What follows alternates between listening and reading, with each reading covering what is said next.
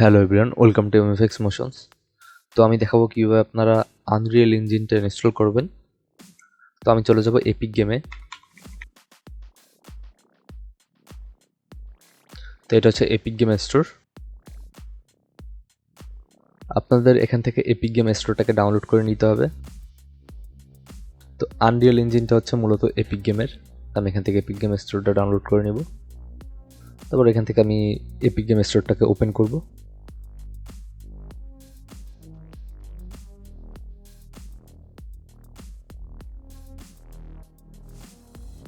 তো এখানে হচ্ছে আমরা এপিক গেমটা ইনস্টল করব। আমি সিতে ইনস্টল করব না, আমার এসএসডি আছে, আমি এসএসডিতে ইনস্টল করব। তো আমি এই লোকেশনটাকে চেঞ্জ করে নেব, এটাকে আমি এসএসডিতে অ্যাড করব।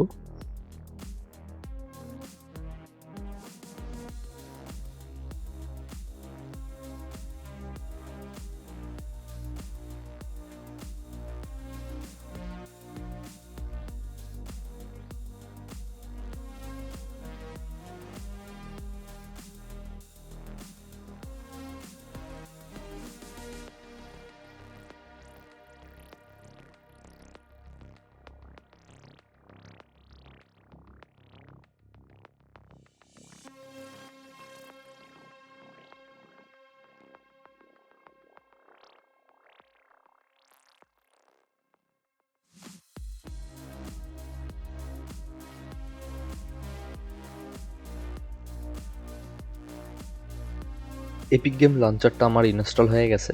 তা আপনাদের যদি অ্যাকাউন্ট থেকে অ্যাকাউন্ট ক্রিয়েট করে নেবেন, এখান থেকে কোনো একটা অ্যাকাউন্ট ক্রিয়েট করে নেবেন।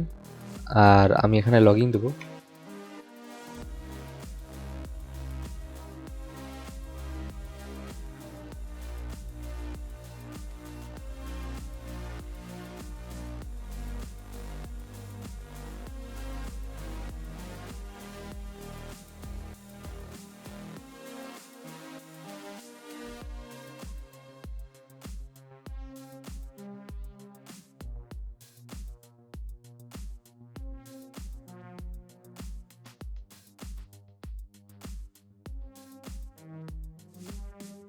তো আমার অ্যাকাউন্টটা লগ ইন হয়ে গেছে, এপিক গেম অ্যাকাউন্ট। আমি এখান থেকে হচ্ছে যে আনরিয়েল ইঞ্জিনে যাব। যাওয়ার পরে এখানে যদি আমরা লাইব্রেরিতে যাই, তো এখানে কোনো ইঞ্জিন ভার্সন নেই। এখান থেকে আপনারা ক্লিক করলে ইনস্টল করতে পারবেন আনরিয়েল ইঞ্জিন। আর এখান থেকে স্পেসিফিক যে কোনো একটা ভার্সন চুজ করতে পারবেন। আমি একদম রিসেন্টটাকে ইনস্টল করব। তারপর এটাকে আমি ইনস্টলে যদি ক্লিক করি, এখানে লোকেশন দিয়ে দিছে। আমি হচ্ছে আমার স্পেসিফিক লোকেশন আছে একটা, আমি আমার এসএসডিতে ইনস্টল করব। আপনারা ডিফল্ট ইউজ করতে পারেন, সমস্যা নেই কোনো।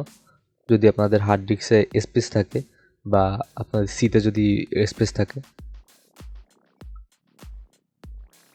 আমি এখানে ইনস্টলে ক্লিক করব। তো আমার ডাউনলোড স্টার্ট হয়ে গেছে, এই যে ডাউনলোড স্টার্ট হয়ে গেছে। তো আনরিয়েল ইঞ্জিনটা ইনস্টল হয়ে গেছে। এখন যদি আমি এখান থেকে লঞ্চ করি, এটা একটু টাইম লাগবে, ফার্স্ট টাইম। উপস, আমাদের হচ্ছে নেট ফ্রেমওয়ার্কটা ডাউনলোড দিতে বলতেছে, এটা আমি ডাউনলোড করে নিব। আমার নতুন উইন্ডোজ সেট আপ করা হয়েছে, এর জন্য এটা ছিল না ডাউনলোড করে নিব। তো আমি এটা ইনস্টল হওয়ার জন্য একটু ওয়েট করব। আচ্ছা না থাক, এটা পরে, এটা অটোমেটিক ইনস্টল হয়ে যাবে।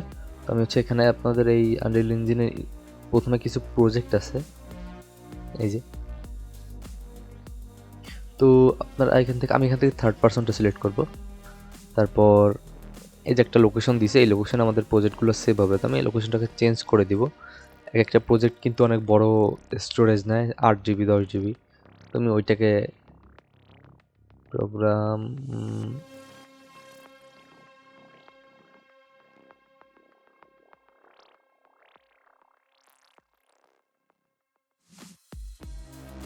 এখন আমি জাস্ট ক্রিয়েটে ক্লিক করব।